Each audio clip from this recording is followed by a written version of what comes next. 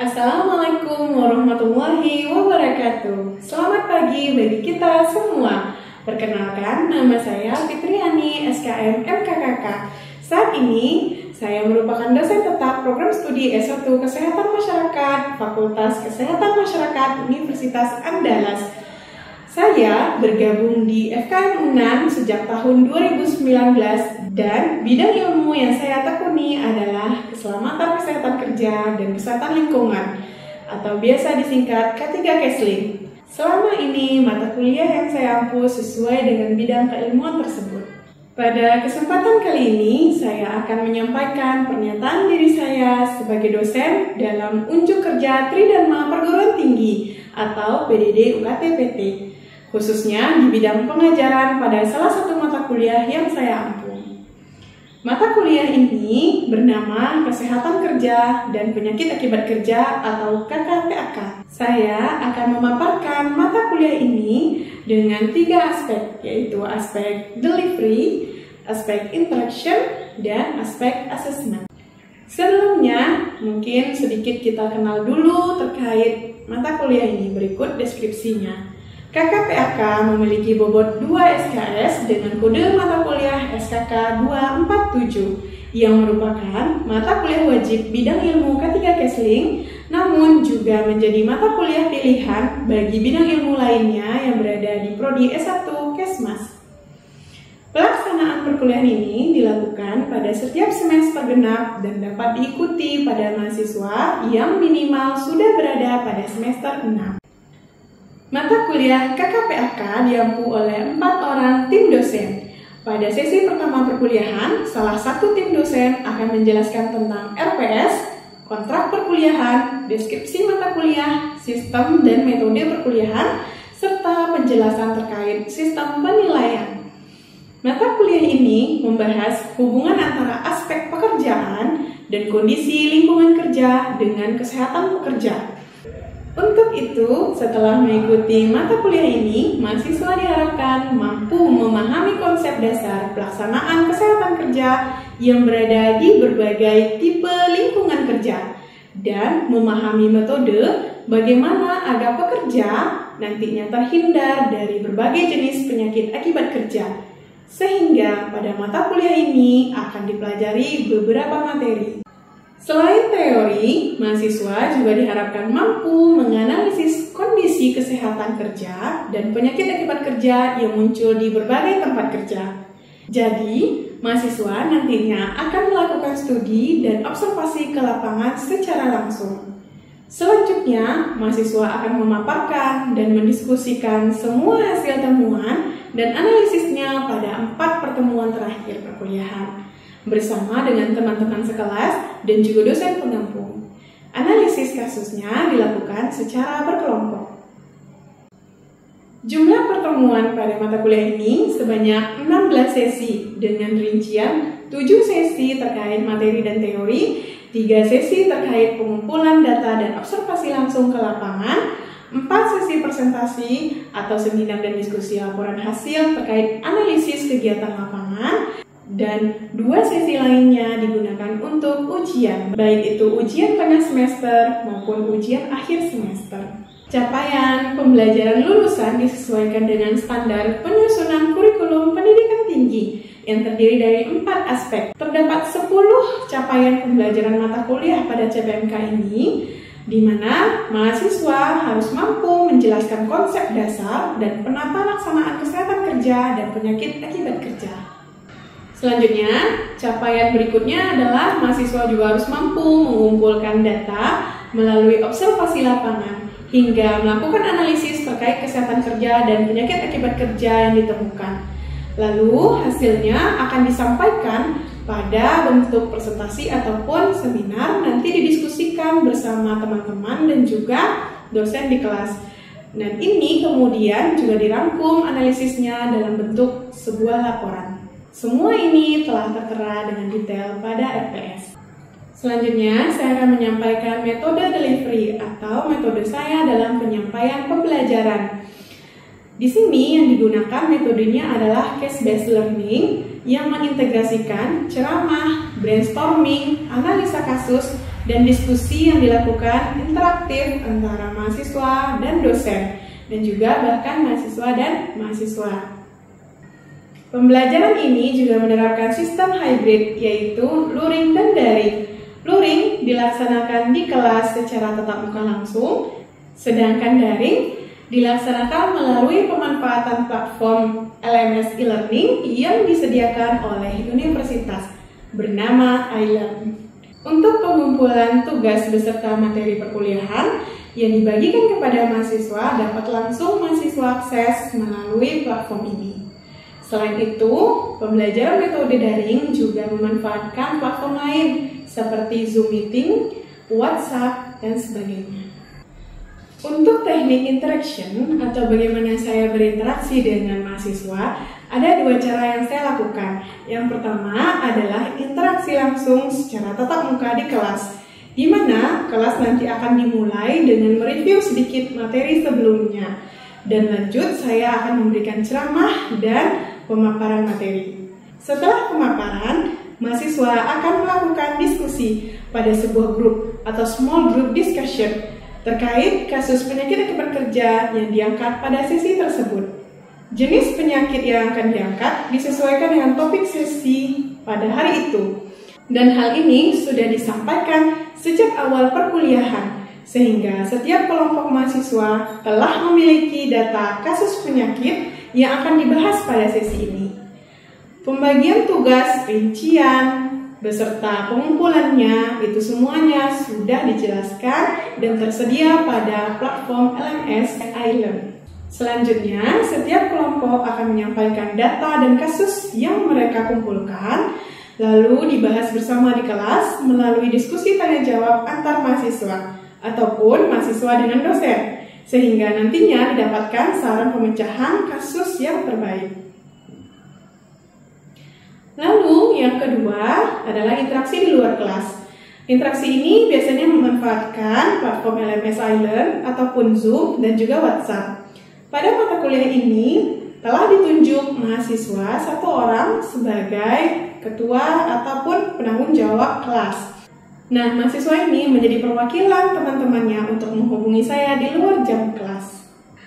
Adapun referensi yang digunakan dalam perkuliahan ini adalah berupa buku referensi, peraturan, data kasus dari berbagai sumber referensi terpercaya seperti WHO, ILO, Kemenkes, ataupun Kemnaker, serta referensi-referensi yang didapatkan dari artikel jurnal yang terkait dengan topik kesehatan kerja dan penyakit akibat kerja.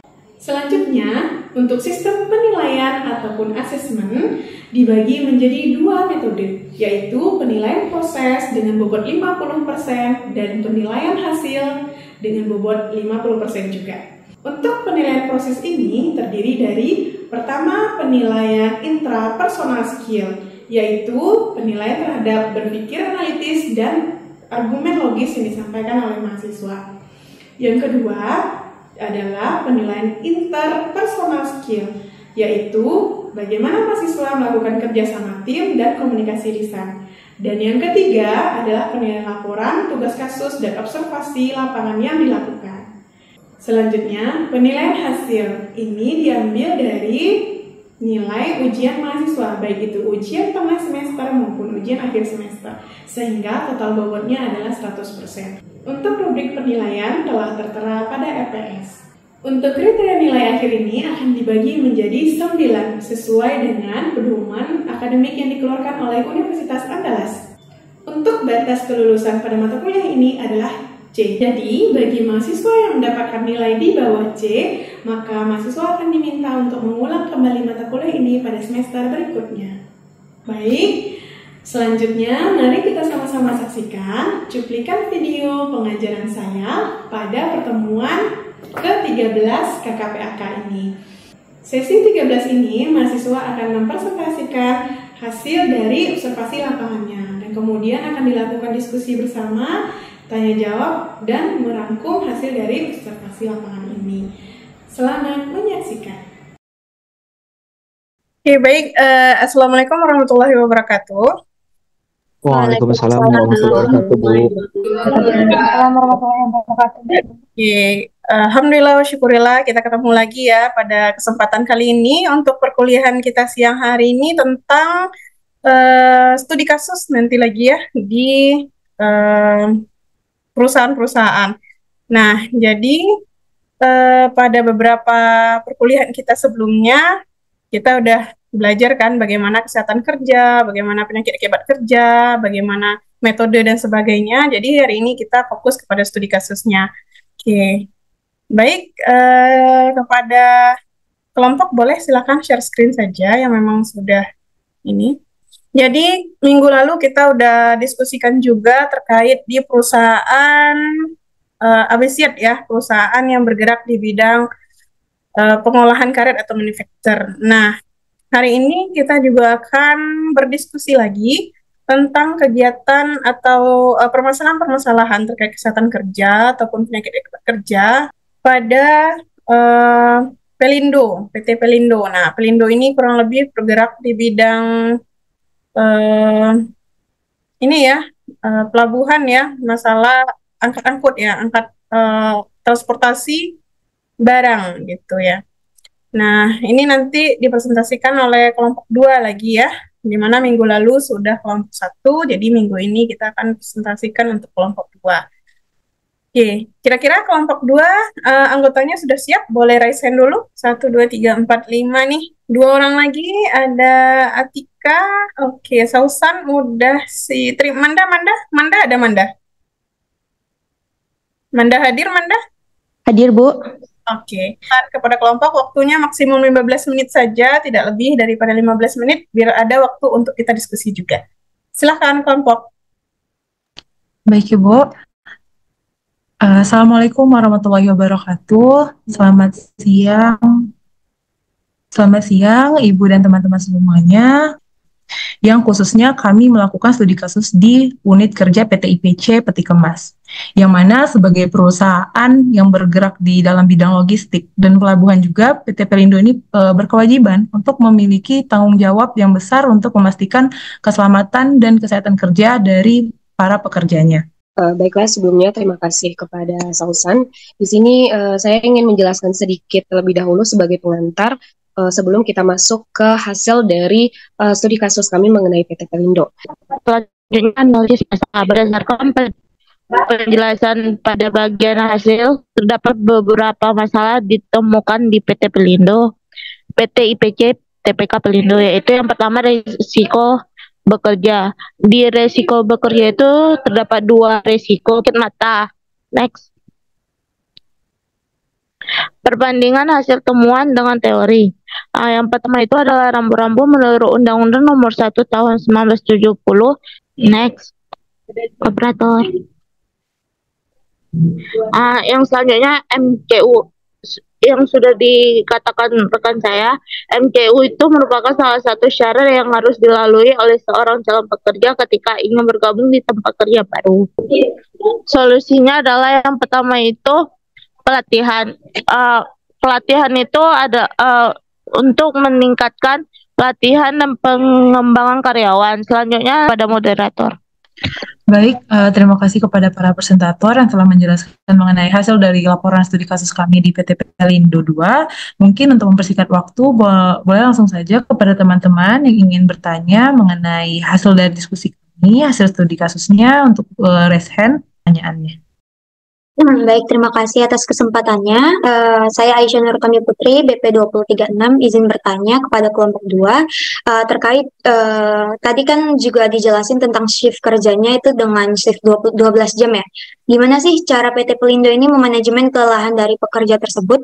Dan juga terkait dengan kejadian kecelakaan kerja yang terjadi waktu kalian turun lapangan itu, terima kasih, dikembalikan kepada moderator.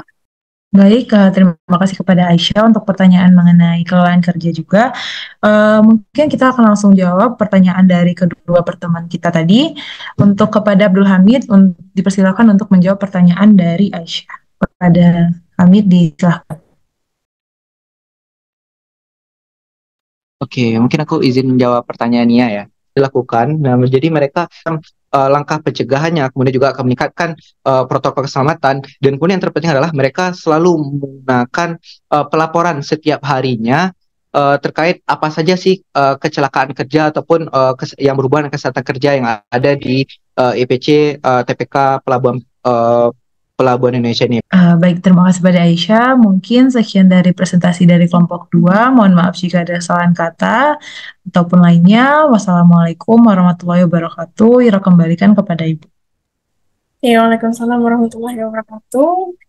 Oke, bagus sekali ya untuk presentasinya hari ini udah bisa meningkat ya dibandingkan dengan yang minggu lalu. Jadi di minggu ini sudah mulai untuk mempresentasikan. Jadi benar-benar hanya tidak hanya membaca gitu ya. Jadi sudah bisa untuk mempresentasikan. Saya appreciate sekali buat yang kelompok 2 yang tentunya berkat. Oke, silakan stop share dulu kelompok. Terima kasih. Oke. Baiklah, jadi tadi udah kita dengar beberapa beberapa masalah yang ditemukan lah.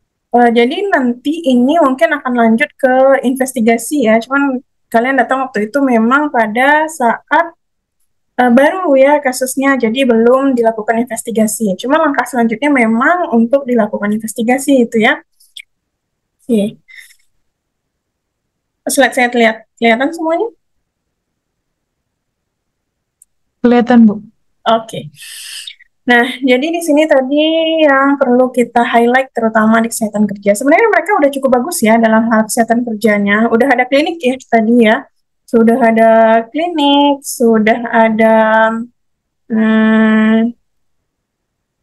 MCU gitu ya. Sebenarnya udah terstruktur karena mereka juga memang udah punya struktur P2K3-nya juga soalnya.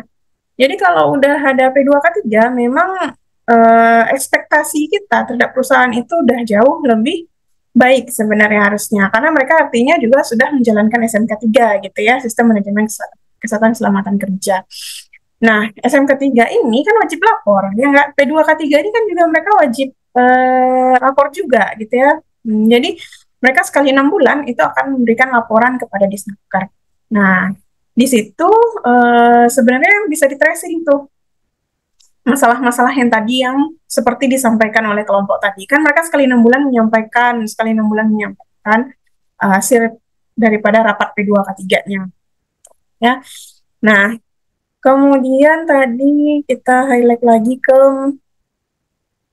masalah CVS sepertinya ya. Mereka tuh mengalami kelelahan pada matanya gitu ya tadi ya di slide.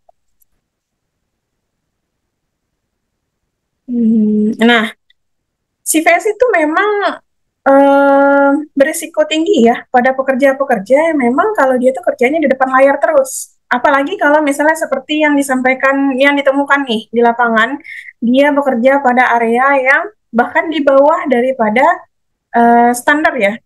Nah, di sana mereka ini hasil pengukurannya berapa? Udah ada hasil pengukuran nggak mereka? Ada datanya nggak? Di area yang terlalu banyak menggunakan layar. Izin Ibu, udah ada Bu, tapi karena kemarin waktu kami turun itu tidak ada orang K3-nya, jadi datanya itu tidak ada kami ketahui Bu, untuk data pasti pengukurannya. Oke, kalau dari observasinya bagaimana? Gelap Bu, memang Bu, dia hampir bisa dibilang dimatiin lampunya Bu, waktu kami ke dalam ruangannya. Oke, nah ya itu ya salah satunya memang apabila pencahayaan ruangan itu kurang, itu CVS-nya bisa meningkat gitu ya, risiko terhadap terjadinya CVS itu meningkat. Nah, makanya memang pencahayaan itu penting. Terus kemudian juga masalah utamanya lagi adalah, nah mereka APD ya, APD mereka juga sudah sediakan ya, tapi maintenance-nya bagaimana? Izin Bu, terkait APD Bu, izin Bu, Bu, terkait APD mereka sudah menyediakan APD baik itu untuk pekerja ataupun untuk visitor, dan mereka sudah melengkapi Bu, baik itu dari helm maupun rompi. Nah, namun untuk pengawasan sendiri itu mereka memang memiliki CCTV room Bu, yang mana ketika ada para pekerja ataupun visitor yang tidak memakai APD, mereka langsung menegur Bu. Nah, jadi ada namanya KSOP. KSOP tersebut semacam satpam Bu, yang ada di setiap beberapa titik, yang mana ketika ada yang tidak menggunakan APD akan dihubungi Bu, misalnya di titik A, maka akan ada alat untuk menghubungi Bu, semacam ya alat komunikasi gitu Bu. Mereka akan menegur Bu. Oke, bagus ya. Sebenarnya mereka udah ada punya sistem intinya. Mereka udah ada punya sistem bagaimana untuk mengelola kalau seandainya ada pekerja mereka yang mungkin melanggar lah ya, gitu, menyalahi dari yang seharusnya. Misalnya ada yang tidak menggunakan APD gitu ya. Karena memang apa namanya ya, K3 ini salah satu kuncinya itu ya pengawasan. Kalau nggak ada yang ngawasin ya berabe ya. Kalau nggak ada yang ngawasin udah pasti nggak jalan gitu. Nah, makanya walaupun perusahaannya stable, yang benar-benar stable pun, kecuali kalau memang perusahaan itu sudah budaya K3-nya emang udah benar-benar jalan ya, yang benar-benar dari diri sendiri, dari diri si pekerjanya itu yang benar-benar mau untuk menjalankan K3, udah sadar dia, kalau seandainya dia nggak menjalankan K3, saya juga loh yang rugi, saya juga loh yang nantinya akan sakit misalnya. Ya, itu bagus. Itu biasanya udah kerja HSE sih udah ringan lah ya, udah sedikit lebih ringan lah gitu. Tapi sama sekali tanpa pengawasan itu enggak juga, udah pasti enggak ya. Jadi makanya memang KSOP yang seperti diterapkan di Pelindo ini juga salah satu sistem pengawasan nih istilahnya. Karena artinya semua orang bisa memiliki catatan lah gitu ya atas bagaimana tindakan kerja dia setiap harinya, ya kan? Nah, kemudian fasilitas. Nah, menyangkut lagi ke kesehatan selamatan kerja yang terutama masalah kesehatan kerja. Fasilitas gitu ya. Mereka tuh memang harus ada jaminan nih. Jaminan tuh bisa berbentuk entah itu misalnya ada kliniknya atau mereka bekerja sama dengan klinik dari luar yang udah dokternya udah Hiperkes gitu kan ya. Yang penting ada jaminan kesehatan kerja untuk si tenaga kerja yang ada di sini. Tadi udah cukup bagus, mereka udah punya klinik ya. Nah, udah ada MCU juga. Nah, kalau kliniknya ini, misalnya MCU-nya nih, pemeriksaan berkala mereka apa aja? Ada yang tahu nggak? Apa lagi program lah, misalnya apa program yang rutin misalnya mereka lakukan? Program kesehatan kerjanya. Untuk tadi Bu, yang pertanyaan mengenai keluhannya Bu, pemeriksaan kesehatan berkalanya itu mereka lebih ke fokus pagi 2 hari itu nanti kan libur Bu. Nah setelah libur itu dia masuknya yang malam lagi Bu. Jadi memang diganti sama pekerja yang shift malam. Nah yang udah dapat shift malam itu giliran dia untuk shift pagi lagi Bu. Oke, ya itu ya salah satu cara kita mempertahankan ritme sirkadian itu. Jadi ada kalanya dia pagi, kemudian ada kalanya dia malam. Jangan sampai berturut-turut. Kalau misalnya berturut-turut atau selamanya, misalnya dalam 2 bulan misalnya, 2 bulan dia ritme tidurnya siang, kerjanya malam, itu keganggu gitu ya sistem hormonal dia atau sistem ritme sirkadian dia, sehingga itu nanti untuk ngembaliinnya lagi dia harus dikasih libur lama lagi supaya balik lagi ritme sirkadiannya gitu. Nah, jadi makanya lebih baik kerjanya misalnya kayak tadi tuh masih bisa masuk tuh 2 hari kerja siang, libur 2 hari kerja malam gitu ya, atau libur itu nggak masalah, masih ritmenya masih terjaga gitu. Yang mana dia masih kenal untuk tidur itu di malam hari, kerja itu di siang hari gitu. Tidur sistem hormonal dalam tubuhnya. Karena kalau sekalinya udah terganggu, untuk memperbaikinya juga cukup PR juga gitu ya, masalah hormonal soalnya. Oke, bagus. Jadi sejauh ini, nah dari audiens lainnya nih, atau mungkin dari kelompok dulu juga boleh. Program utama menurut kalian tuh apa sih yang paling penting nih terkait kesehatan kerja di lingkungan ini? Mungkin ada yang mau memberi sarannya? Program utama lah kira-kira apa yang sekiranya dari masalah-masalah yang ada ini, apa nih yang paling utama sebaiknya menjadi prioritas dalam program menjaga kesehatan mereka. Izin Bu, Boleh Aisyah? menurut saya itu yang Oke, itu yang lebih prioritas menurut Aisyah. Oh ya, bagus. Nah ya, jadi bisa itu sebenarnya untuk menentukan prioritas kerja ini atau program ini, kita nanti akan melakukan identifikasi ya, seperti biasa kita lakukan identifikasi. Nah, seperti ini yang udah dilakukan kelompok ini kan merupakan salah satu langkah identifikasi. Dilihat masalahnya ada apa aja, kasusnya ada apa aja, nanti akan disusun nih, dilakukan apa namanya, penilaian risiko gitu ya. Nah, setelah diidentifikasi, diketahui risikonya, dinilai risikonya, mana yang sekiranya lebih tinggi. Nah, risiko-risiko yang paling tinggi itu biasanya akan menjadi prioritas untuk dibuatkan programnya, atau mungkin program yang udah ada ditambahkan dengan hal-hal masalah baru yang ditemukan ketika identifikasi baru, misalnya gitu ya. Nah, ini dilakukan secara terus-menerus. Nah, continuous improvement gitu ya. Jadi dilakukannya itu ketika udah dapat nih programnya, udah ditambahin, udah disempurnain, kayak gitu terus terus kegiatan ini. Nah, kalau seandainya nanti programnya udah jalan dengan bagus, nah mungkin nanti evaluasinya adalah bagaimana fungsinya. CVS ini salah satu program yang paling bagus dilakukan itu adalah Rule of 20 yang tadi ya disampaikan juga, pernah disinggung juga tuh tadi oleh si kelompok ya. Rule of 20 itu ada yang tahu apa? Nah, Rule of 20 itu intinya adalah bagaimana kita supaya melihat selama 20 menit bekerja, maka 20 detik dianjurkan untuk istirahatkan dulu dari layar untuk melihat jarak yang jaraknya juga 20 meter lah kurang lebih gitu. Nah, jadi makanya perlu misalnya ketika kalian pun sendiri nih udah kelamaan depan komputer, ya udah berdiri dulu, jalan dulu selama 20 detik nih. Kemudian kalian lihat dulu juga selama apa namanya yang di luar jendela gitu ya, yang kejauhannya sampai lebih dari. Nah, gitu ya. Terus saya terakhir mau nanya tadi yang kebanyakan area yang menggunakan ini layar itu di area apa tuh namanya? Di ruang CCTV-nya, Bu. Oh, ruang CCTV ada berapa? Di fotonya juga ada di sini, Bu. Iya, ini ya. Oh, ini ya. Iya, berapa orang di sini? Kalau waktu kami datang tuh ada 2 orang, Bu. 2 sampai 3 orang. Ini juga diawasin 24 jam? Dari 3 sampai 5 orang. Iya, Bu. Iya, Bu. Berarti ini juga ini ya, shift-shiftan juga ya? Ya, oke, baiklah.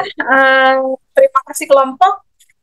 Kita mungkin beranjak lagi kepada kelompok berikutnya. Ini rasanya sudah cukup diulas ya. Mungkin kalau ada nanti yang mau ditanyakan lagi kepada kelompok boleh. Nanti kita buka lagi sesinya.